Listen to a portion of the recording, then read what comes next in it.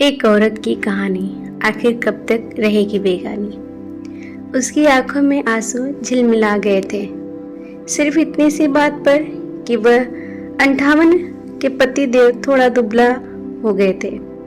आज से 27 साल पहले शादी का समय भी वे दुबले ही थे, लेकिन शादी के बाद में हेल्थ अच्छी हो गई थी, जिसे वह अपनी सफलता मानती थी।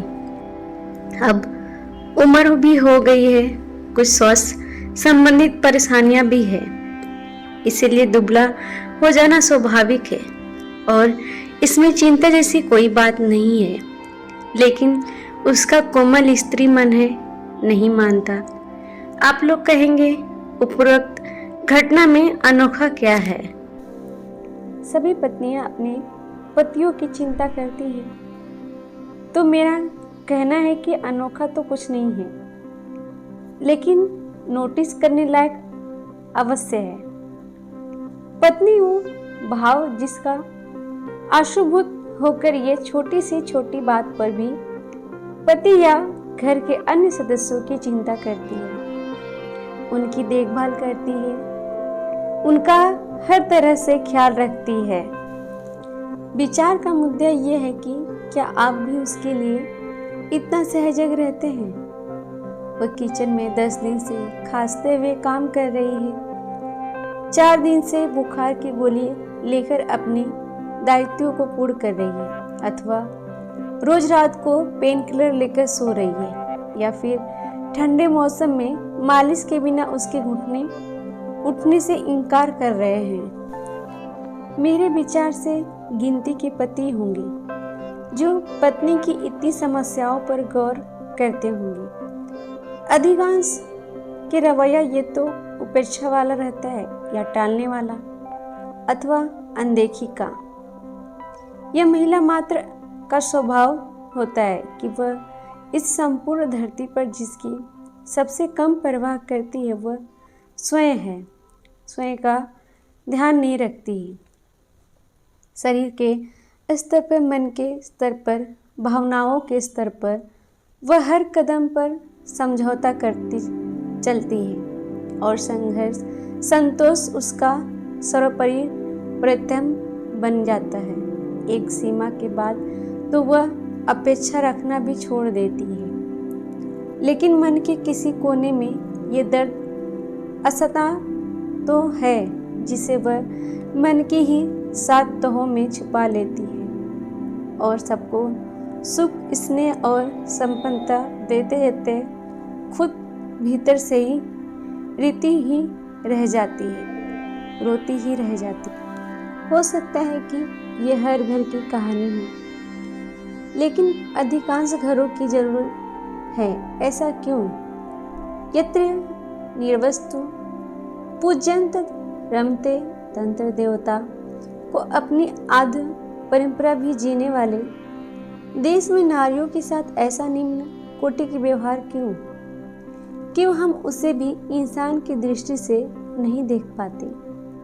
क्यों उसे ही सारी मर्यादाएं सीखने पर अमाद रहते हैं? क्यों बात बात पर उसे उसके कर्तव्यों की याद दिलाने के आतुर रहते हैं?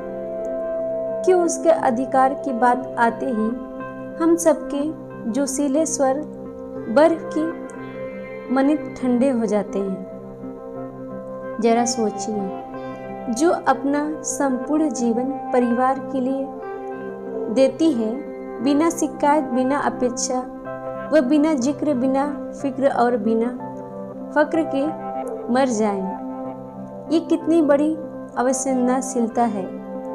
इससे भी बढ़कर शर्मनाक ये कि इस असंवेदनशीलता को जीने में हमारे पुरुषों की तनिक भी शर्म महसूस नहीं होती। उल्टे वे इस बहुत सहजता के साथ परंपरा के निवार के हिस्सा मानते हैं। परंपरा अर्थात यूं कि महिलाएं आदिकाल से घर परिवार संभालती आई हैं और यही उनका परम कर्तव्य माना जाता है। जाकर उस पर किसी प्रकार की प्रशंसा अथवा आभार उन्हें नहीं दिया जाता है। क्यों?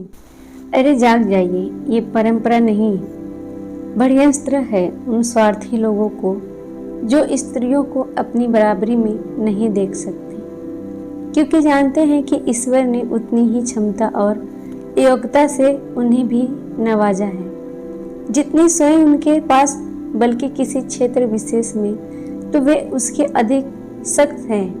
वे लोग हैं जो इस बात से भयभीत रहते हैं कि महिलाओं की प्रशंसा कहीं उनका मनोबल बढ़ाकर उन्हें अन्य अनेक महत्वपूर्ण क्षेत्र में उनसे आगे ना कर दे।